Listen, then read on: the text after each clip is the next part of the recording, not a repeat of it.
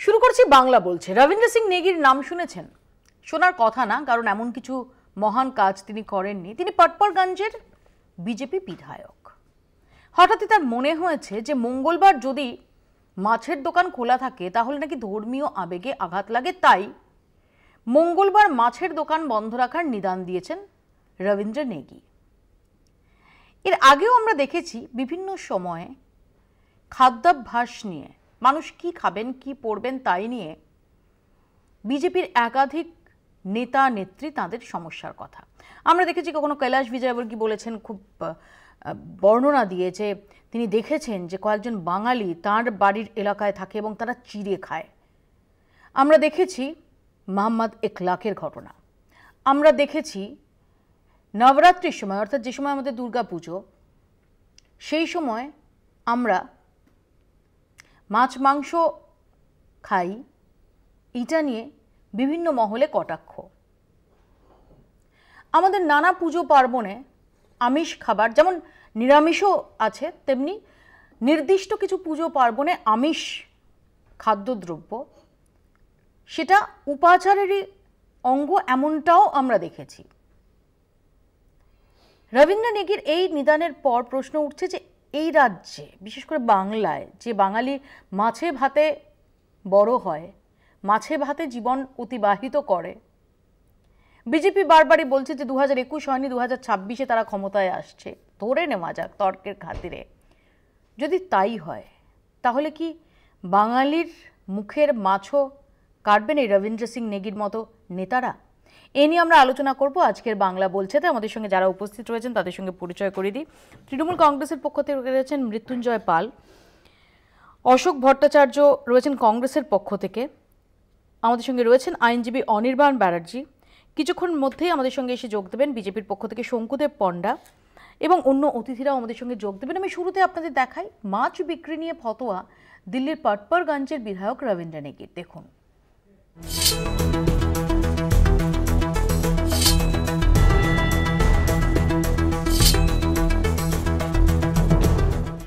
ফের খাবার নিয়ে সাধারণ মানুষের স্বাধীনতায় হস্তক্ষেপের অভিযোগ বিজেপির বিরুদ্ধে।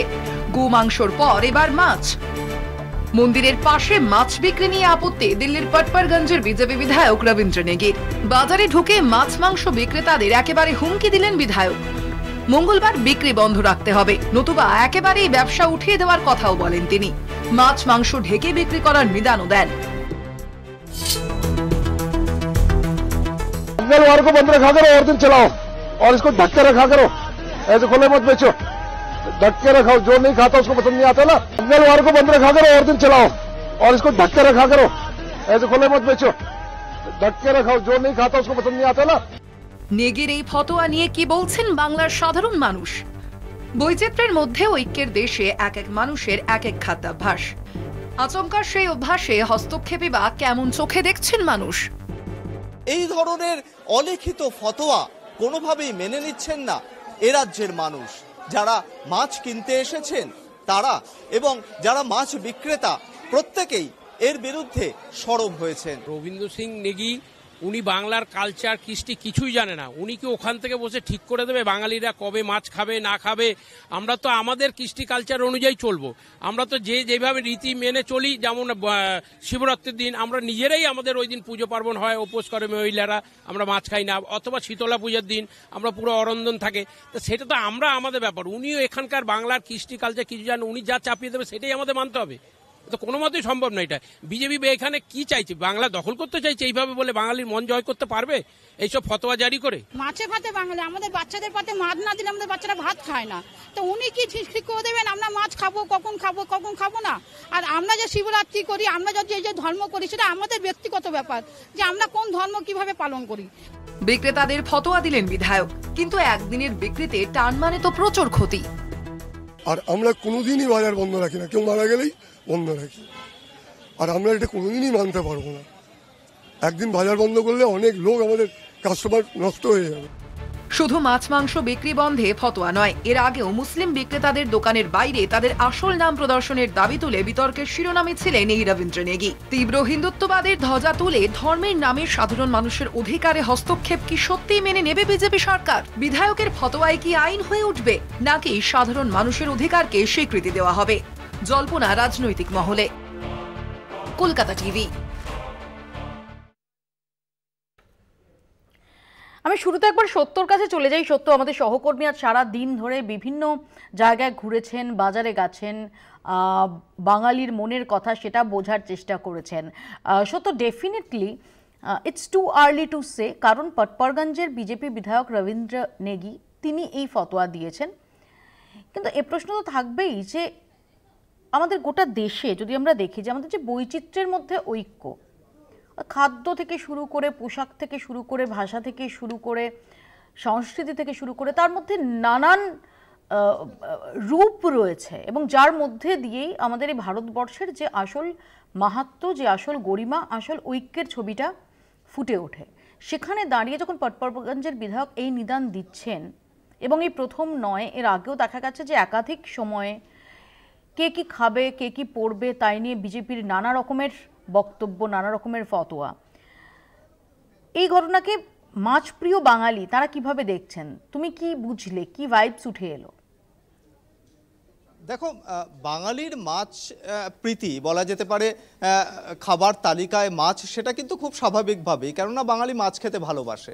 কিন্তু সেই জায়গায় এই ধর্মীয় আবেগে আঘাত লাগছে, এই তত্ত্ব কিন্তু মানতে বাঙালি রাজি নয়। শুধু বাঙালি কেন বলবো, আপামর রাজ্যবাসী। আজকে সকাল থেকে বিভিন্ন মাছ বাজারে ঘুরে আমরা এই প্রশ্নেরই উত্তর খোঁজার চেষ্টা করেছি। আমরা তাদেরকে জিজ্ঞেস করেছি যে এই যে নির্দিষ্টভাবে মঙ্গলবার মাছ বিক্রেতারা তারা মাছ বিক্রি করতে পারবেন না, এটা কিভাবে দেখছেন তারা বলছেন এটা কখনোই মেনে নেওয়া যায় না। তার কারণ যে মাছ বাজারে আজকে আমরা প্রথম গিয়েছিলাম ঠিক তার উল্টো দিকেই রয়েছে হনুমান মন্দির। সেখানে যেরকম পূজা অর্চনা তার স্বাভাবিক রীতিনীতি উপাচার অনুযায়ী হচ্ছে, ঠিক তার পাশাপাশি খাদ্যাভ্যাসের যে প্রক্রিয়া সেটা কিন্তু সমানভাবে রয়েছে এবং সেটা পছন্দ। কে কি খাবে, কে কি পড়বে, সেটা একান্তই তার নিজস্ব এবং ব্যক্তিগত বিষয়। সেই জায়গায় দাঁড়িয়ে এমনকি স্পষ্টতই তারা বেশ কিছু পুজো বা পার্বণের উল্লেখ করেছে, যেরকম শিবরাত্রির কথা উল্লেখ করেছেন, কিছুদিন আগেই গিয়েছে।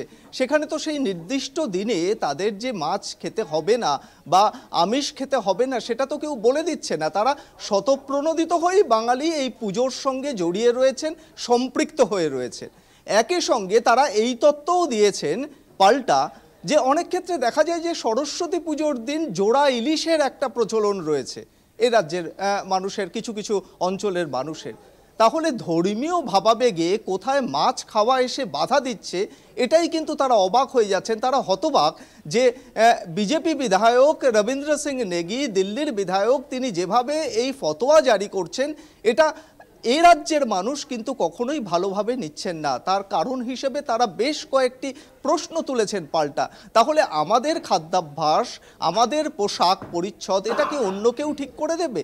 এবং যেখানে বৈচিত্র্যের মধ্যে ঐক্যের কথা তুমি বললে, এবং যেটা একেবারে মূল ভিত্তি আমাদের দেশের, সেই জায়গাতে দাঁড়িয়ে যদি আচমকা এই ধরনের একটা ফতোয়া জারি করা হয়, তাতে যে শুধুমাত্র ধর্মীয় ভাবাবেগের ওপর ধর্মকে রাজনীতির কাছে একটা বর্ম হিসেবে দাঁড় করানো হচ্ছে তা নয়, সেই জায়গায় যারা মাছ বিক্রেতা তাদের রুটি রুজির প্রশ্নও কিন্তু সমানভাবে প্রশ্নের সামনে আসছে।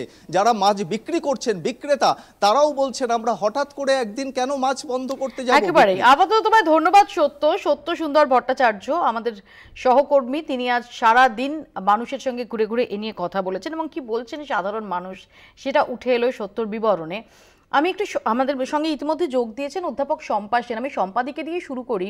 শম্পাদি, আমরা যদি দেখি যে ধর্মের সঙ্গে সঙ্গে যে আচার, যে প্র্যাকটিস, যে ব্যবহার, সেগুলোতে সংস্কৃতির, যে স্থানীয় সংস্কৃতি, তারও একটা ভূমিকা থাকে। এবং যেখানে আমরা দেখেছি যে আমাদের এই রাজ্যে যেমন একাধিক পুজো পার্বণে জোড়া ইলিশের প্রচলন রয়েছে, জোড়া ইলিশ সেখানে মাস্ট।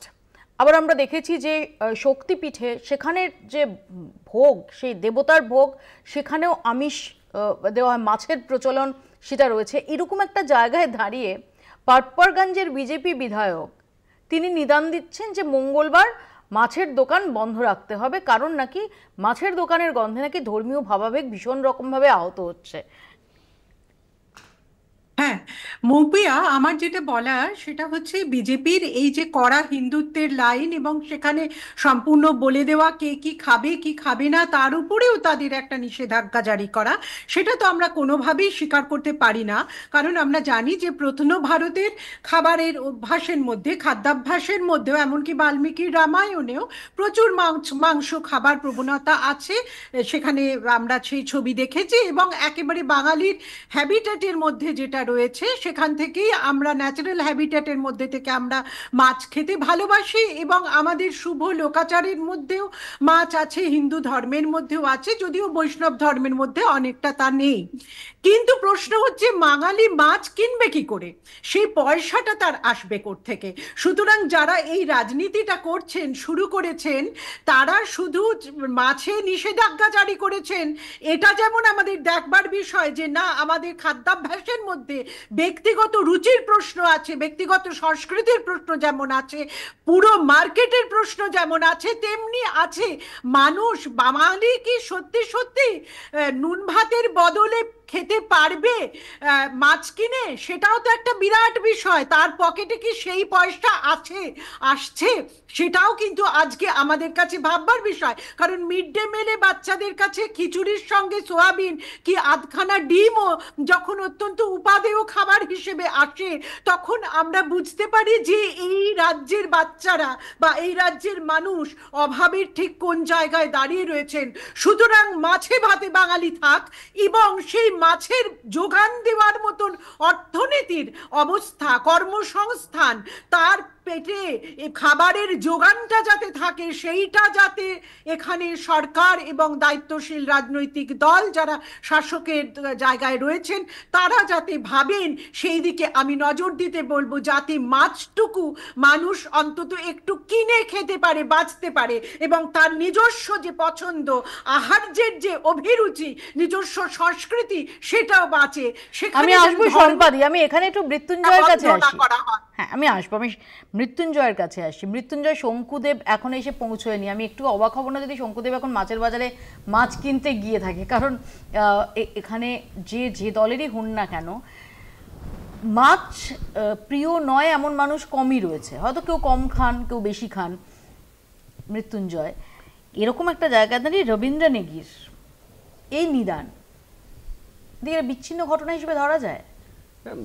প্রথম কথা হলো যে আমি বলি যে আমাদের মানে বিভিন্ন জাতির একটা খাওয়ার খাদ্যাভ্যাস বা কিছু কিছু খাওয়ার জাতিকে রিপ্রেজেন্ট করে। তো বাঙালি জাতিকে মাছ ভাত দিয়ে আমরা রিপ্রেজেন্ট করতেই পারি। যে বাঙালি জাতির খাওয়ার সাথে বা খাদ্যাভ্যাসের তালিকা আইডেন্টিটি যদি তুমি ধরো খাওয়ার দিয়ে, তাহলে বাঙালি জাতিকে ভাত মাছ দিয়ে আইডেন্টিফাই করাই যায়। আর আমরা যখন ছোট, আমরা যখন মাছ ভাত খাইয়ে দিচ্ছে আমার মারা বা আমাদের সবাইকেই, যেটা তুমি বললে, তখন আমরা যখন ছোট ছোট ছড়া বলতে শিখছি, প্রথম ছড়া যেগুলো আমরা শিখি তার মধ্যে খোকা গেল মাছ ধরতে ক্ষীর নদীর কূলে। এইবার যে এই বক্তব্য জানছে সে তো আর জানে না বাঙালিরা, তাদের কাছে বাংলায় কথা বলা মানে বাংলাদেশি। আমি এই 8-10 বছরে যত মানে গোবলয়েতে গেছি, যেখানে বাংলায় কথা বললে ফেরিওয়ালা থেকে আরম্ভ করে টোটোওয়ালা থেকে আরম্ভ করে সবাই একটা অদ্ভুত চোখে দেখে এবং এই বিজেপির কালচারের জন্য আমাদের বাংলাদেশি হিসাবে দাগিয়ে দেওয়া হয়। এরকম মানে আজকে কৈলাস বিজয়বর্গীয় যদি চিড়ে খায় মানে বাংলাদেশি। বাঙালিরা চিড়ে খেতে পারবে না। আমরা চিড়ে দই ছোটবেলা থেকে খাচ্ছি, কিন্তু চিড়ে খেলে বাংলাদেশি, বাংলায় কথা বললে বাংলাদেশি। মাছ ভাত খাওয়া যাবে না। মাছ ভাতের সাথে ধর্মাচরণের কোনো ব্যাপারই নেই। এখানে আমরা আমাদের তারামা, আমাদের মা তারা, তারাপীঠের তারামা, তিনি পাঁঠার মাংস খান, তিনি মাছ খান, মাছের ভোগ দেওয়া হয়, মাছের মাথাটাকে থালার মধ্যে সাজিয়ে নিয়ে যাওয়া হয় বড় করে। এটা তো নতুন নয়, আমরা ছোটবেলা থেকে দেখে আসছি, এখনো এইভাবেই আমরা ধর্মকে পালন করে থাকি।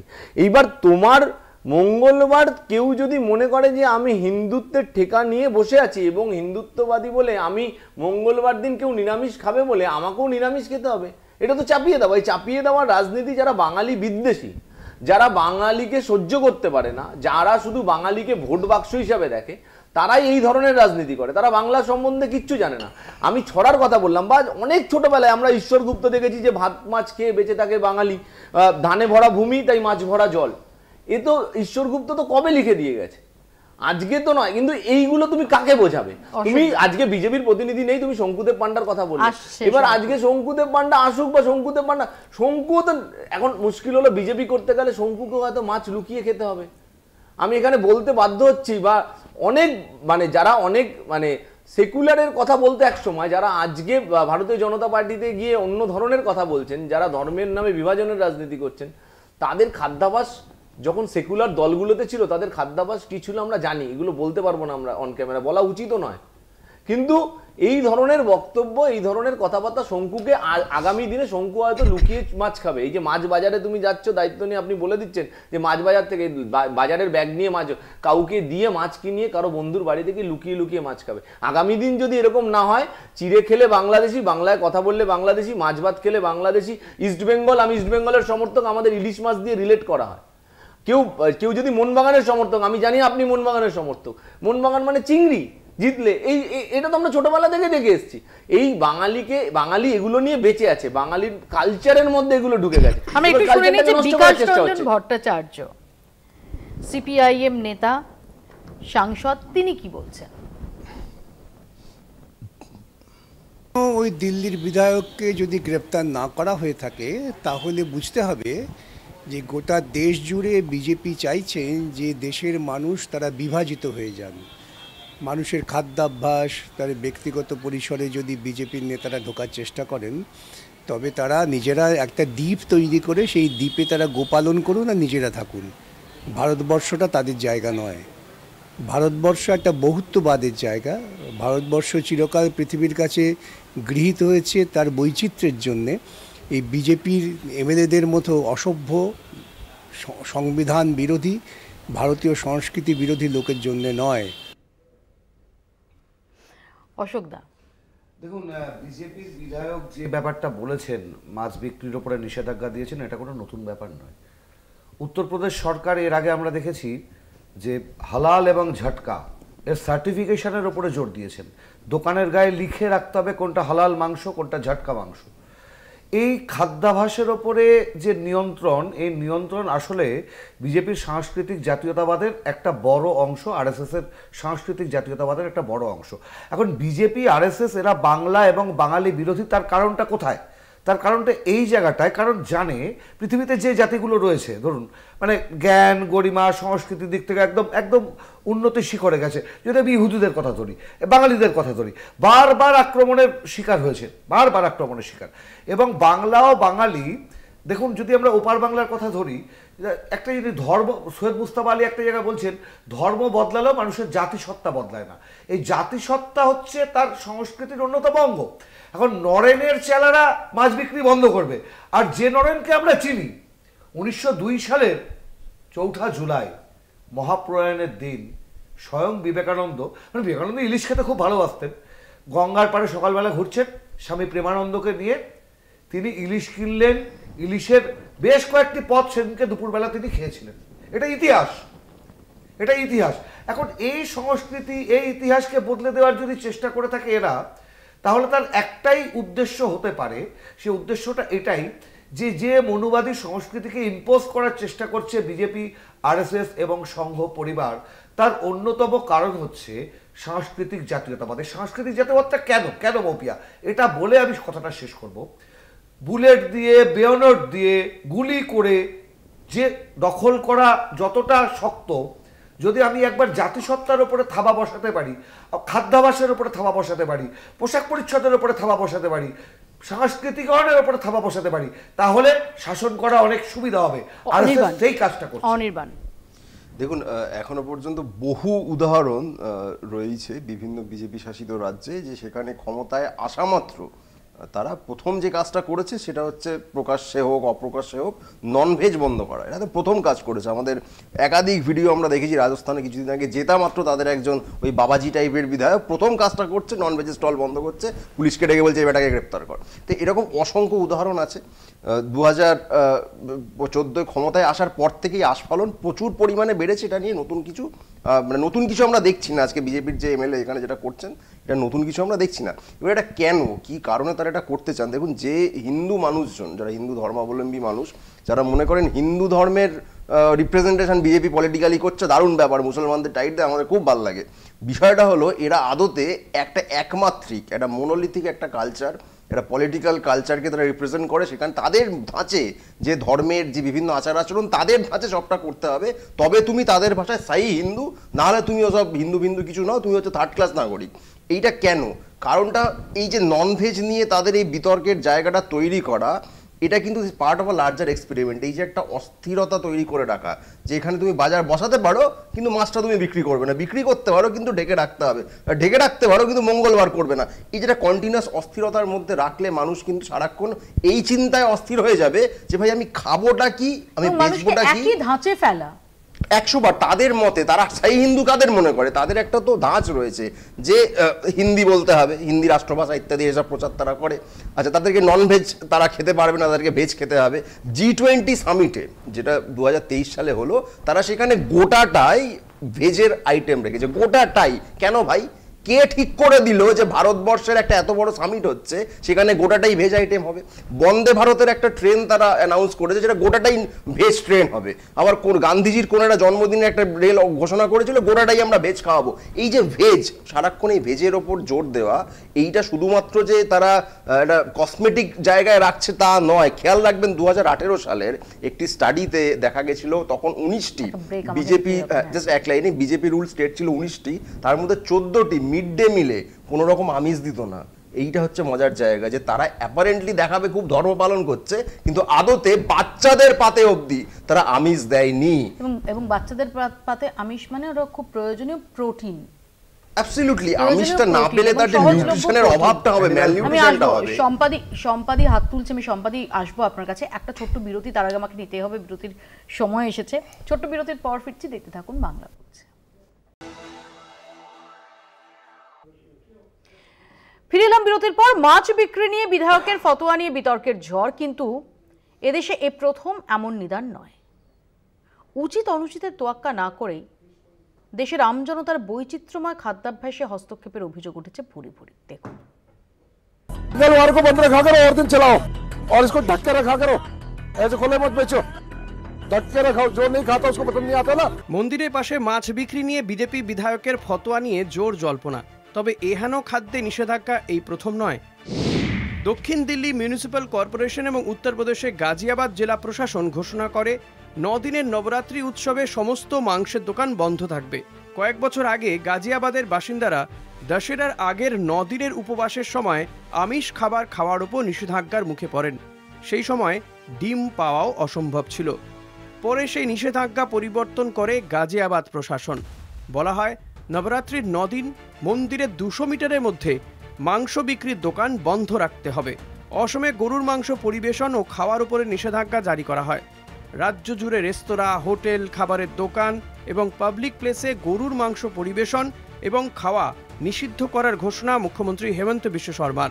গুজরাটের ভাবনগর জেলার পালিতানাকে বিশ্বের প্রথম শহর হিসেবে নিরামিষ ভোজী ঘোষণা করা হয়। জৈনদের তীর্থস্থান পালিতানায় মাংসের জন্য পশু খাদ্য বিক্রি এবং মাংস খাওয়া অবৈধ এবং আইনত দণ্ডনীয় ঘোষণা করা হয়। আহমেদাবাদে রাস্তা এবং স্কুল ও ধর্মীয় স্থান থেকে 100 মিটার দূরে আমিষ খাবারের স্টল সরানোর নির্দেশ দেওয়া হয়।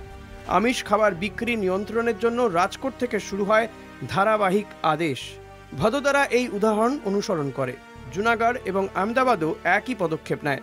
স্কুল পড়ুয়াদের প্রোটিনের চাহিদা পূরণের জন্য দেয়া হয় মিড ডে মিল। সেই মেনু থেকে ডিম বাদ পড়েছে। বিজেপি নিয়ন্ত্রিত মধ্যপ্রদেশ, রাজস্থান ও ছত্তিশগড়ে এই ঘটনা ঘটেছে।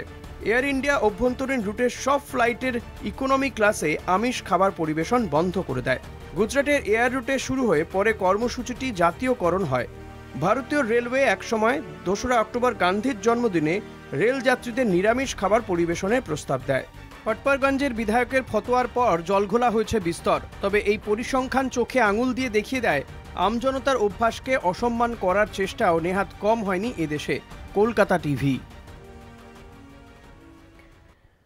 শঙ্কুদেব পান্ডা এখনো পর্যন্ত এসে আমাদের মধ্যে উপস্থিত হয়নি। আমি মাছ কিনতে গেছিল, বিজেপির কেউ দেখেছে, আটকে রেখেছে। আপনি বললেন না যে মাছ কিনতে গেছিল, বাজারে গেছিল, হয়তো দেখা গেল বিজেপি দেখতে পেয়েছে, দেখে নিয়েছে, ব্যাস সঙ্গে সঙ্গে পিটিও দিতে পারে। ঠিকই বলছে অনির্বাণ, পিটিও দিতে পারে। এবার দেখা হলো রক্তাক্ত শঙ্কুদেব পান্ডা মাছ কিনতে গিয়ে, আপনাদের কলকাতা টিভির হেডলাইন। হতেই পারে, মানে পরিবেশ যা অবস্থায় যাচ্ছে, যা দেখছি, এটা খুব স্বাভাবিক। আর এই যে আপনি ফতোয়া দেখলেন, এগুলো তো নতুন নয়, এগুলো আমরা দেখেছি। রাজস্থান আমি জীবনে ঘুরতে 4 বার গেছি। মৌপিয়াদি, আপনাকে আমি দায়িত্ব নিয়ে বলছি, রাজস্থান শহরে, সে উদয়পুর হোক, জয়পুর হোক, আপনি 5 স্টার হোটেল ছাড়া আপনি আমিষ পাবেন না। আপনাকে রাজস্থানে বা গুজরাটে আপনাকে যদি শহরের বাইরে গিয়ে হাইওয়েতে যেইগুলোতে কিছু কিছু ধাবা থাকে, সেখানে আপনি হয়তো 10 কিলোমিটার 12 কিলোমিটার অন্তর একটা ধাবাতে গিয়ে হয়তো আমিষ পাবেন। আমরা মানে এটা আমার ব্যক্তিগত এক্সপিরিয়েন্স, গুজরাটে আমি ঘুরতে গেছি, কাজের জন্য গেছি, তো আমার মানে এই এক্সপিরিয়েন্স আমি বলছি যে এটা নতুনত্ব কিছু নয়। আপনি একজন বিজেপি বিধায়ক বলছেন মঙ্গলবার মাছ বিক্রি করতে পারবেন না, আমার মাছ বিক্রি যেদিনকে করবেন সেদিনকে ঢেকে বিক্রি করতে হবে। আমি মাছটার যদি কানকোটা না তুলে না দেখি, মাছটা টিপে না দেখি, তাহলে মাছটা কি? প্রথম কথা হলো, আমরা 6 দিনে 12 রকম মাছ খেতে পারি, আমাদের কাছে এত অপশান, আমরা মাছটা এত জানি। পশ্চিমবঙ্গ সরকারে এই মাছ উৎপাদনে ভারতবর্ষের মধ্যে প্রথম হতে চলেছে আমাদের রাজ্য, এই মুহূর্তে দ্বিতীয়, কিন্তু যেই এই ফিনান্সিয়াল ইয়ার শেষ হবে আমরা প্রথম হয়ে যাব। তাহলে আমরা সেখানে বাঙালির সাথে সমস্ত কিছু, আপনি যে কোনো, আমি আসবো মৃত্যুঞ্জয়, আমি একটু দেখে নিই সৃজিত মুখার্জি পরিচালক, তিনি কি বলছেন। এর মধ্যে বৈষ্ণব, শৈব, শাক্ত, নানান যে ধারা আছে, সেটা মানুষকে নিজের মতো ধারণ করার বা পালন করার স্বাধীনতা দেওয়া উচিত। এবং একইভাবে লজিক্যালি সেটার সঙ্গে যে খাবার দাবার বা খাদ্য প্রণালীর ব্যাপার আছে বা যে বিধান আছে, সেগুলো ফলো করা উচিত। বাংলা বা বাঙালির ক্ষেত্রে অবভিয়াসলি মাছ আমাদের খুব প্রিয় একটা জিনিস, এবং আমাদের এই দিকের সভ্যতা গড়ে উঠেছে নদীর পাশে, কাজেই মাছের একটা খুব বড় জায়গাও আছে আমাদের খাদ্যাভাসে। সো আমার মনে হয় যে এটা খুবই অনুচিত, যে কোনো ফতোয়াই অনুচিত। এটা তো খুবই অনুচিত শুধু নয়, অযৌক্তিক, এবং সেই অর্থে এতে শাস্ত্রের কোনো মদত নেওয়াটাও আরও বেশি অনুচিত, এরকম ফতোয়া জারি করায়, কারণ সেখানেও নানাবিধ কথা বলা আছে। আমি একটু সম্পাদির কাছে যাই, সম্পাদি কিছু বলতে চেয়েছিলেন। সম্পাদি, আমি শুধু একটু আপনার মতটা নেওয়ার চেষ্টা করব যে এটা কি সত্যি জনৈক রবীন্দ্র নেগি, তার একটা হঠাৎ তার মাথায় এসেছে, তিনি নিজে ভেজিটেরিয়ান তাই তিনি মনে করছেন, বা তার মাছের গন্ধ পছন্দ না তাই তিনি মনে করছেন, এত সহজে এটাকে নেওয়া যায়? নাকি আসলে সমস্ত মানুষকে, তাদের রুচিকে, তাদের খাদ্যাভ্যাসকে, তাদের পোশাককে, সব কিছুকে একটা ছাঁচে ফেলার যে প্রবণতা, তারই একটা অঙ্গ? হ্যাঁ, আমরা দেখেছি দক্ষিণপন্থী রাজনীতি মানেই সবকিছুকে, বহুত্ববাদীকে, প্লুরালিজমকে তারা বিরোধিতা করে, এবং সমস্ত সারা পৃথিবী জুড়ে এই ভয়ঙ্কর সিনড্রোম আমরা লক্ষ্য করেছি। এখানেও এই প্রবণতা, ভারতবর্ষের যে নিজস্ব ঐতিহ্য, যে নিজস্ব বহুত্ববাদী সংস্কৃতি, যে বৈচিত্র্য, তার যে ইতিহাস, সেটাকে অস্বীকার করবার মধ্যে দিয়ে এগিয়ে নিয়ে যায়, এবং রাজনৈতিক ক্ষমতা যখন হাতে থাকে তখন সেটাকে ধর্মের দোহাই দিয়ে চাপিয়ে দেওয়া হয়। তার কারণ আমি এটা বারবার পরিষ্কার করেই বলছি যে হিন্দু ধর্ম মানেই কিন্তু সেখানে এমন নয় যে সেখানে নিরামিষ একমাত্র চালু আছে আর আমিষ মানেই বারণ। তার কারণ বাঙালিদের সম্পর্কে মাছ খাওয়ার স্টিরিওটাইপিং আমরা যতই করি না কেন, সাউথ ইন্ডিয়ায় কিন্তু নিরামিষ খাওয়ার বদলে আমিষ খাওয়ার প্রচলন অনেক বেশি। আপনি অন্ধ্রে যান, আপনি একেবারে স্ট্যাটিস্টিক্স ধরে তামিলনাড়ুতে যান, কিছু ব্রাহ্মণ উচ্চ বর্ণের মানুষ ছাড়া সেখানেও কিন্তু একেবারেই ন্যাচারাল হ্যাবিটেট অনুযায়ী মানুষের খাদ্যাভ্যাস গড়ে উঠেছে একেবারে। এবং সম্পাদে এখানেতে যদি আমরা দেখি যে যে সমস্ত রাজ্য উপকূলবর্তী, সেই সমস্ত রাজ্যে বিশেষ করে বা যেখানে নদী বেশি আছে, সবটার তো যে একটা জিওগ্রাফিক্যাল একটা আসপেক্ট, একটা সোশ্যাল আসপেক্ট, একটা কালচারাল আসপেক্ট, এগুলো মিলেমিশে তো একটা সংস্কৃতিকে তৈরি করে, একটা স্থানীয় সংস্কৃতিকে তৈরি করে। তো সেক্ষেত্রে তো আমরা দেখতে পাই যে এটা খুব কমন। আরেকটা বিষয় আমার কাছে বলার, সেটা হচ্ছে পৃথিবী জুড়ে আজকে যে ভেগান খাবার প্রচলন হয়েছে সেটা পাশ্চাত্য দেশগুলোতে অনেক বেশি হয়েছে, সেটা আমাদের দেশের গরিব মানুষের দেশের পক্ষে সম্ভব না। প্রোটিনের অভাব মেটানোর জন্য তো ভেগান খাবার মানে বিরাট কোহলি ভেগান খাওয়ার জন্য যে যে সাবস্টিটিউট গুলো তিনি নিতে পারেন সেটা মিড ডে মিলের ভরসায় যে বাচ্চারা স্কুলে যায় তারা পায় না। একদম, ফলে পুষ্টির দিক থেকে ধুঁকতে থাকা যারা, পুষ্টির দিক থেকে এমনিতেই আমরা এত পিছিয়ে রয়েছি, বাচ্চাদের পুষ্টির পরিসংখ্যান তো ভয়ঙ্কর ভাবে খারাপ জায়গায় দাঁড়িয়ে রয়েছে ভারতবর্ষের, সেদিক থেকেও কিন্তু নিষেধাজ্ঞা একটা ভয়ঙ্কর ক্ষতি করবে জনস্বাস্থ্যের নিরিখে। সেটাও কিন্তু ভেবে দেখবার বিষয় যে রাজনীতিকরণের যে দিকটা চাপিয়ে দেওয়া হচ্ছে তার সঙ্গে ভারতবর্ষের হাঙ্গার ইন্ডেক্সকে আমরা যদি মেলাতে যাই, সেই জায়গাটাতে দাঁড়িয়ে জনস্বাস্থ্য, পুষ্টি, শিশুদের স্বাস্থ্য, তাদের ওজন, এই বিচারে এই সমস্ত যে সমস্ত প্যারামিটার গুলো আছে সেগুলোকে কিন্তু প্রোটিন কম্প্রোমাইজ চলে একেবারে এটাই অনির্বাণ বলছিল। আমি অনির্বাণের কাছে এখানে আসবো যে অনির্বাণ, একটা বাচ্চা, আমি ধরা যাক যে সাধারণ নিম্নবিত্ত বা মধ্যবিত্ত মানুষের পাতে যে প্রোটিনটা প্রয়োজন, সেই প্রোটিনটা মাছের ক্ষেত্রে, ইভেন আমরা গ্রামের দিকে দেখেছি যে একদম পুকুর থেকে তোলা চারা মাছ, অনেক সময় গেঁড়ি গুগলির মতো যে সমস্ত জলজ প্রাণী, সেগুলোর মাধ্যমে তারা তাদের শরীরের যে প্রয়োজনীয় প্রোটিন, সেই প্রোটিনটার ব্যবস্থা করে। এবার সেটা অনেক ক্ষেত্রেই সম্ভব নয়, যে যেমন সম্পাদি বলছিলেন যে যেমন যে ভেগান ডায়েটে যাওয়াটা তাদের পক্ষে অ্যাফোর্ড করাটাই সম্ভব নয়, তাহলে কোথাও তো তাদের সেটা থেকেও বঞ্চিত করা হবে। সে তো বটে। দেখুন, সম্পাদি বলছিলেন দক্ষিণপন্থী রাজনীতি, ব্যাপারটা একটু ব্রড হয়ে গেল। সরাসরি বলি, ফাসিস্টরা এটা ঠিক করে থাকে, একদম কোনো টার্গেট করে নেবে যে এই জিনিসগুলোকে আমরা আমাদের মতো করে করার জন্য পুরোটা সাজাবো, এবং ক্রমশ এই প্রচারটা তারা এমনভাবে চালাবে যে আপনি একটা সময় যেটা মৃত্যুঞ্জয় বলছিল, কিন্তু কেন অনির্বাণ, মানে প্রশ্নটা হচ্ছে রাজনৈতিক দর্শন। দেখুন, এটা কেন কিছু না, রাজনৈতিক দর্শন। ধরুন হিটলারের নাৎসি পার্টি ইহুদিদের টার্গেট কেন করেছিল, এটা তাদের দর্শন, এবং তার পেছনে তারা অনেক কিছু করতো, নিজেদের সম্পদ বৃদ্ধি, তাদের ঘনিষ্ঠ শিল্পপতিদের সম্পদ বৃদ্ধি, সেটা অন্য প্রসঙ্গ, কিন্তু এটা ছিল তাদের রাজনৈতিক দর্শন। একই ছাঁচে ফেলা হচ্ছে আরএসএস, কোনো তফাৎ নেই। একই ছাঁচে তারা তাদের মতো করে হিন্দুস্তানের যে তারা রাজনৈতিক দর্শনটাকে তারা চাপাতে চায়, তার অংশ হচ্ছে এই ননভেজ হাটাও ড্রাইভ, এবং তার অংশ হিসেবেই তারা নানা সময় এটা রসায়নাগারের মতো তারা একটা এক্সপেরিমেন্ট করে করে দেখে।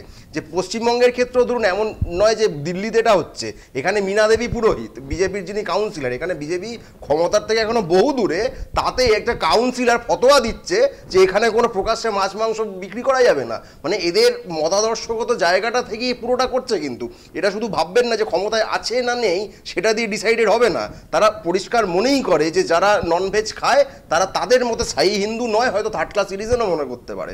সেই জায়গা থেকে বিভিন্ন সময় তারা এই যে চাপিয়ে দেওয়ার জায়গাটা মৃত্যুঞ্জয় বলছিলেন, এটা তো সত্যি ঘটনা। ধরুন বাইরের রাজ্যে, যেখানে বিশেষ করে বিজেপির দাপট বেশি, সেখানে যারা বাঙালিরা থাকেন, শ্রমজীবী মানুষ হয়তো অতটা নয়, মানে প্রতিষ্ঠিত নয় সামাজিকভাবে, একটু নিম্ন রোজগারের কাজকর্ম করেন, তাদের অবস্থাটা ভাবুন তো। তারা বাংলায় কথা বললেও তাদের বিপদ, আবার এই তাদের সাধারণ খাদ্যাভ্যাস বজায় রাখতে গেলেও বিপদ। আপনি কৈলাস বিজয়গৌরীর কথা বলছিলেন না, আপনি অর্ধেকটা বললেন। তিনি শুধু চিড়ে দেখে বাঙালি নয়, তিনি বাংলাদেশি দেখেছিলেন, যে এরা হচ্ছে, আমি বুঝে গেলাম এরা বাংলাদেশি অনুপ্রবেশকারী।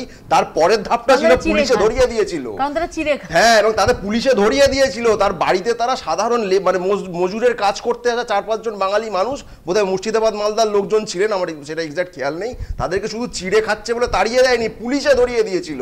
এই যে একটা কনস্ট্রাক্ট, যে তুমি বাংলায় কথা বললে বাংলাদেশি অনুপ্রবেশকারী উইপোকা, এবং তুমি যদি নিরামিষ না খাও, আমিষ যদি খাও, তাহলে তুমি থার্ড ক্লাস সিটিজেনও হতে পারো, তুমি স্থায়ী হিন্দু নয়, তার জন্য আমি তোমার বিরুদ্ধে যা খুশি করতে পারি। আপনি মাংসের কথা বলছিলেন, বিভিন্ন সময় গোমাংসের অভিযোগে মানুষকে পিটিয়ে মারা আছে। হরিয়ানায় আমাদের মালদার বাসিন্দা নামটা ভুলে যাচ্ছি, সাবির মল্লিককে যে পিটিয়ে মারা হলো, সেখানকার মুখ্যমন্ত্রী রিয়াকশনটা কি দিয়েছিলেন? তিনি রিয়াকশনটা দিচ্ছেন এরকম তো হতেই পারে, মানে তিনি ঘুরে ওটাকে সমর্থন করলেন, অথচ সেই মাংসর যে ঠিক কিসের কেউ জানতো না। আর গোমাংসের কথা হচ্ছে, এই বিফ এক্সপোর্ট কোম্পানি থেকে এই বিজেপি কোটি কোটি টাকা ইলেকট্রাল বন্ডে তুলেছে। সঙ্গীত সোম বিজেপি নেতা, বিফ এক্সপোর্ট কোম্পানি আল দুয়ার ম্যানেজিং ডিরেক্টরদের একজন ছিল। মানে টাকার বেলায় তখন গরু হোক, শুয়োর হোক, ছাগল হোক, কোনো ব্যাপার না, তখন সবাই আছে, টাকার সময় আছে, কিন্তু সাধারণ মানুষের খাওয়ার বেলায় তখন গরু ছাগল দিকে পিটিয়ে মারছে। অশোকদা, ব্যাপারটা হচ্ছে মৌপিয়া, শুধুমাত্র ধর্মের ব্যাপার নয়। আমি যে কথাটা বারবার করে বলছিলাম, যে তুমি যদি দেখো যে যারা পশ্চিম পাকিস্তানের মানে মূল শাসক গোষ্ঠী ছিল, পূর্ব পাকিস্তানের যারা মানুষ, পূর্ব এবং পশ্চিম উভয় পাকিস্তানের মানুষের সংখ্যাগরিষ্ঠ মানুষই কিন্তু মুসলিম। তাহলে পূর্ব পাকিস্তানের মানুষকে ডমিনেট করার চেষ্টাটা কেন হয়েছিল? কারণটা একটাই, বাঙালির জাতিসত্তার মধ্যে যে বিদ্রোহ বিদ্যমান আবহমান কাল ধরে সেটাকে কন্ট্রোল করার চেষ্টা, এবং এটাই হচ্ছে সাংস্কৃতিক জাতীয়তাবাদ। ভাষার উপরে দখল নেব, খাদ্যাভাসের উপরে দখল নেব, কৃষ্টির উপরে দখল নেব, এই দখল নেওয়ার কাজটা এদেশে আরএসএস করতে চাইছে এবং এটাই আরএসএস এর এজেন্ডা। এর পেছনে একটাই, এটা যদি করতে পারে তাহলে ক্ষমতা দখলের পথটা আরও অনেক সুগম হবে। একটা কথা যেটা বারবার করে এখানে বলছি, এই যে কৈলাস বিজয়বর্গীর ব্যাপারটা এখানে বলা হচ্ছিল, চিরে বলে একটা দাগিয়ে দেওয়ার চেষ্টা হলো। মানে আমরা তো জানি যে স্বয়ং চৈতন্যদেবকে কেন্দ্র করে চিরে উৎসব হয়, বেশি দূর নয়, এই কলকাতা থেকে মাত্র কয়েক কিলোমিটার দূরে খর্দাতে হয় এই চিরে উৎসব, দই চিরে উৎসব হয়, প্রতি বছর নিয়ম করে হয়। হ্যাঁ, পানিহাটিতে, একদম পানিহাটিতে চিরে উৎসবটা হয়। আসল ব্যাপারটা হচ্ছে বাংলা বাঙালির সংস্কৃতির ওপরে আঘাত হানা, এইটা হচ্ছে আরএসএস এর এজেন্ডা, এবং এজেন্ডাটার কারণটাই একটা সাংস্কৃতিক জাতীয়তাবাদ। এই সাংস্কৃতিক জাতীয়তাবাদ মানেই হচ্ছে সবাইকে একরঙা করে দিতে হবে, সবাইকে এক সুরে কথা বলতে হবে, সবাইকে এক উচ্চতার হয়ে যেতে হবে, সবাইকে একরঙা হয়ে যেতে হবে। একরঙা জগৎ করাটাই হচ্ছে আরএসএস এর এজেন্ডা, সাংস্কৃতিক জাতীয়বাদের এজেন্ডা। মৃত্যুঞ্জয়, আমাদের যদি একটা ডেটা দেখি তাহলে ডেটা বলছে যে ভারতবর্ষের মধ্যে যে অধিক জনসংখ্যার যে রাজ্যগুলো, আমি ছোটোগুলো মানে আন্দামান নিকোবর দ্বীপপুঞ্জ বা লাক্ষাদ্বীপের পরিসংখ্যানে যাচ্ছি না, তাতে 66% বাঙালি মাছ খায়। তার মানে পশ্চিমবঙ্গের বুকে প্রায় 6 কোটি, 6.5 কোটি, 7 কোটি মানুষ মাছ খায়। এই 7 কোটি মানুষের যদি ভাবাবেগে আঘাত লাগে তো বাঙালি তো প্রতিবাদ করবেই। আপনি শুধুমাত্র খাদ্যাভাস নয়, আমি এই ধর্মাচরণ নয়, আপনি এই বিভেদের রাজনীতি কিন্তু উত্তরবঙ্গে দাঁড়িয়ে উত্তরবঙ্গের বিধায়ক বলে যে আমরা উত্তরবঙ্গের জন্য আলাদা রাজ্য চাই, আবার দক্ষিণবঙ্গের বিজেপি নেতা শ্রমিকবাবু বলবে আমরা এই মতামতকে সমর্থন করি না। এই যে দ্বিচারিতা এবং মানুষকে বিভাজনের রাজনীতি, ভৌগোলিক অবস্থান, খাদ্যাভাসের ওপরে হোক, ধর্মচারণের মাধ্যমে হোক, এইগুলো ভারতীয় জনতা পার্টি নিজেদের রন্ধে রন্ধে এটা রোজ করছে। আপনি যে কোনো জায়গায় যাবেন, যে প্রদেশে যাবেন, এটা সব জায়গায় হচ্ছে। মানুষ ভীত সন্ত্রস্ত, কিন্তু পশ্চিমবঙ্গের বুকে এটা পেরে উঠছে না। বিজেপি ভয় পাওয়ার, যারা এই আপনাদের দর্শক যারা দেখছেন তাদের ভয় পাওয়ার কোনো ব্যাপার নেই। ঠিক মৃত্যুঞ্জয়, আবার যদি আমরা দেখি শঙ্কুদেব আসেননি, এসে পৌঁছায়নি এখনো পর্যন্ত, কিন্তু আমরা যদি দেখি এ রাজ্যের বিজেপি নেতা যারা বাংলার রুচি, সংস্কৃতি, খাদ্যাভ্যাসকে ভীষণ ভালো করে চেনেন, তারা তো এগুলো নিয়ে সেভাবে ভোকাল হন না। নিঃসন্দেহে মাছ খাওয়া নিয়ে নিশ্চয়ই শঙ্কুদেব পণ্ডা বা শুভেন্দু অধিকারী বা সুকান্ত মজুমদার তারা আপত্তি করবেন না। না না, আপত্তি, প্রথম কথা হলো যে বললাম না যে তারা লুকিয়ে, শঙ্কুদেব পান্ডাকে লুকিয়ে মাছ খেতে হবে কেন? আমরা বিজেপির মিটিংয়ে ফিশ ফ্রাই বিজেপির মিটিংয়ে ফিশ ফ্রাই আছে। এবার যদি আজকে যদি বিজেপির দিল্লি থেকে কোনো নেতা আসে তখন কিন্তু অবশ্যম্ভাবী যে এইখানে তখন ফিশ ফ্রাইয়ের জায়গায় তখন আপনি তখন তোমার বাড়িতে বা আমার বাড়িতে যদি কোনো স্ট্রিক্টলি ভেজিটেরিয়ান অতিথি আসেন, না না না, সবার জন্য না, মুশকিল, ভুল হচ্ছে। প্রথম কথা হলো, আজকে আমি আপনার এখানে আসার আগে ধরুন কোনো একটা জায়গায় গেলাম, বা আমরা যখন ঈদে যাই, আমরা দেখেছি যে আমার বন্ধু, আমি নাম করছি না এখানে, ধরুন সে গোমাংস খায়, তাদের জন্য আলাদা বিরিয়ানি থাকে। আমরা যারা গোমাংস খাই না তাদের জন্য আলাদা বিরিয়ানি থেকেছে, কোনোদিনও কিন্তু জোর করা হয়নি। তিনি জানেন আমরা হিন্দু, সচেতনভাবে তারা সেটাকে এড়িয়ে যায়, তারা কিন্তু আমাদের উপরে চাপিয়ে দেয় না। সে কিন্তু অন্য ধর্মের মানুষ, সে জানে, এবং আমরা এই জিনিসটা ছোটবেলা থেকে প্র্যাকটিস করে এসেছি। আজকে আমি আবারও রিপিট করছি, আমি এই ভারতীয় জনতা পার্টির অনেক নেতাকে চিনি, আমি অন ক্যামেরা বলছি, যারা সেকুলার দলগুলো, কংগ্রেস, তৃণমূল, এইগুলো করার সময় তারা গোমাংস ভক্ষণ করে। না, সেটা ভিন্ন প্রসঙ্গ, প্লিজ আমি বলছি, আমি তো নাম নিচ্ছি না, কিন্তু তার মানে এই তারা এখন তারা বলছেন যে আমি এখানেই সম্পাদের কাছে আছি। সম্পাদি, এটা তো আমাদের মধ্যে বেসিক একটা উপলব্ধি, বেসিক একটা শিক্ষার জায়গা, যে যার যে খাদ্যাভ্যাসটা সেটাকে সম্মান করা। অর্থাৎ আমি ননভেজ খাই, মানে আমার যদি কোনো বন্ধু থাকেন যিনি স্ট্রিক্টলি ভেজিটেরিয়ান, তাকে আমি সেটা খাওয়ার জন্য কখনো জোর করব না, বা আমার বাড়িতে যদি তিনি আসেন তাহলে তার জন্য তিনি যেরকমটা চান সেই রকম ব্যবস্থাপনা থাকবে। এটা তো সর্বত্র, এটা আমরাও যখন কোথাও যাই তখন সেটা ফেস করি, এবং আমরা নিজেরাও সেটা প্র্যাকটিস করি। তো সেখানে দাঁড়িয়ে যে অন্যের রুচিটাকে সম্মান করা, তার রুচি এবং আমার রুচি সেটা না মিলতেই পারে, কিন্তু সেটাকে সম্মান করা, সেটার পরিসরটা দেওয়া, এটা তো খুব ইম্পর্টেন্ট। সেটা কি কোথাও এখানে ক্ষুণ্ণ হচ্ছে না ক্ষুণ্ণ করা হচ্ছে? অবশ্যই ক্ষুণ্ণ করা তো হচ্ছে। তার কারণ যে কোনো জিনিস গণতন্ত্রে তো যে কোনো জিনিস চাপিয়ে দেওয়ার জন্য গণতন্ত্রটা হয় না। গণতন্ত্রের মৌল শর্তটাই হচ্ছে বিভিন্ন মতকে বা আশ্রয় দেওয়া, বিভিন্ন মত, বিরোধী মত, বিভিন্ন বহুত্ববাদ, সেটাকে সেই পরিসরটাকে ওপেন করে দেওয়া। সুতরাং বহুত্ববাদী যে সংস্কৃতি ধারণ করে রয়েছে ভারতবর্ষ, সেখানে প্রত্যেকের খাদ্যের ব্যক্তিগত অভ্যাস, তার রুচি, তার বস্ত্র পরিধানের নিজস্ব রুচি এবং অভ্যাস, তার নিজস্ব সংস্কৃতির অভ্যাস বজায় রাখবার যে সাংবিধানিক অধিকার রয়েছে, সংবিধান আমাদের দিয়েছে এবং আমাদের সংস্কৃতি, আমাদের সভ্যতা দিয়েছে, সেটাকে যে সমস্ত রাজনৈতিক দল হনন করার চেষ্টা করেন, তারা কিন্তু আসলে গণতন্ত্রের যে বেসিক মৌল শর্ত সেটাকে আঘাত করেন এবং ভারতীয় সংস্কৃতির যে বহুত্ববাদ সেটাকে আঘাত করেন, সংবিধানের মৌল অধিকারকে আঘাত করেন। এবং আমি বলবো আমাদের রাজ্যেও এটা হয়েছে। বহু ক্ষেত্রে যেটা চাপিয়ে দেওয়া হয়, ধরুন নীল সাদা রং চাপিয়ে দেওয়া হচ্ছে। আমার হয়তো অনেক সময় এরম নিদান এসেছে যে নীল সাদা রংটাই করতে হবে, কারণ আমরা দেখেছি এই ঘোষণা সরকারি পক্ষ থেকে করা হয়েছে, অথবা এমন ঘোষণা করা হয়েছে আপনারা মদ সিগারেট খান তাহলে রাজ্যের বাজেটের ট্যাক্সের বাড়বে। সুতরাং এই জিনিসটা কোনো কেউ বলতে পারেন বলে আমার মনে হয় না। কে কোনটা খাবেন, কে কোনটা পরবেন, কে কিভাবে তার বাড়ি রং করবেন, কে কি রুচিতে তার জামা কাপড় পরবেন, সেটা সম্পূর্ণ তার ব্যক্তিগত অধিকার এবং সেই অধিকারটা কিন্তু দেওয়া হয় গণতন্ত্রের পরিসরে। গণতন্ত্র যদি না থাকে তখনই সেই ফ্যাসিস্ট আচরণগুলো করা হয়, যখন কণ্ঠরোধ করে দেওয়া হয় এবং চাপিয়ে দেওয়া হয় এইরকম ভয়ঙ্কর, যেটা অর্থনীতিরও একই সঙ্গে ক্ষতিকর।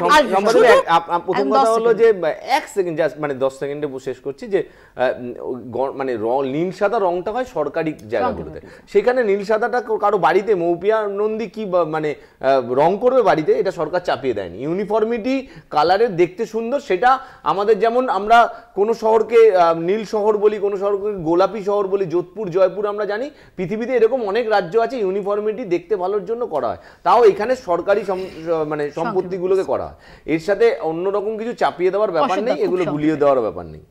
আমি সম্পাদিকে একটা কথা শুধু বলতে চাই। সম্পাদি, আপনি নিজে মানে আমি জানি আপনি থিয়েটারের সাথে যুক্ত একজন মানুষ, আপনার নিশ্চয় টিনের তলোয়ারের কথা মনে আছে। বীরকৃষ্ণদা বলেছিলেন যে আমি পয়সা দিচ্ছি থিয়েটারের, আমি যা চাইবো সেরকম থিয়েটার করতে হবে। আসল ব্যাপারটা হচ্ছে এদেশের শাসক গোষ্ঠী আপনার থেকে এইটুকুন আমি আশা করি, আপনি নাম করে বলুন আরএসএস এর, নাম করে বলুন বিজেপির, যে সাংস্কৃতিক জাতীয়তাবাদকে ইম্পোজ করার চেষ্টা হচ্ছে সারা ভারতবর্ষ জুড়ে, অবশ্যই আপনি নাম করে বলুন। এইটুকু এই সততাটুকু আপনার মতো থিয়েটার কর্মীর কাছ থেকে অন্তত আমি ব্যক্তিগতভাবে আশা করি। এবং আরএসএস একটা ফ্যাসিস্ট শক্তি, ফ্যাসিস্ট শক্তি সবসময় নাক বরাবর চলে, ডায়ে বায়ে তাকা না। এবং আজকে যেটা হতে চলেছে, এটা কিন্তু কাশ্মীর থেকে কন্যাকুমারী সর্বত্র ইম্পোজ করার চেষ্টা হচ্ছে। আজকে যদি আমরা ভাবি আমাদের উপর আক্রমণ হচ্ছে, আমরা অন্য কেউ ভাববে না। আমাদের আলোচনা একদম শেষ পর্যায়ে চলে এসেছে, কিন্তু আজকে আমাদের আলোচনায় কি হলো সেটার থেকেও গুরুত্বপূর্ণ আজকে বিজেপি মুখপাত্রের খুব সিগনিফিকেন্ট অনুপস্থিতি। তিনি এসে পৌঁছতে পারলেন না, হয়তো হতে পারে যে তিনি রাস্তায় আটকে গেছেন বা কিছু, নাকি আসলে বাংলার ক্ষেত্রে বাংলার বিজেপি নেতা নেত্রীরা তারা রবীন্দ্র নেগির সঙ্গে একমত নন, কারণ তারা জানেন যে মাছে ভাতে বাঙালির খাদ্যাভ্যাসকে যদি আঘাত করা হয় তাহলে বিজেপির বাংলায় সরকার গঠনের স্বপ্ন সেটা আরও দূরে চলে যাবে।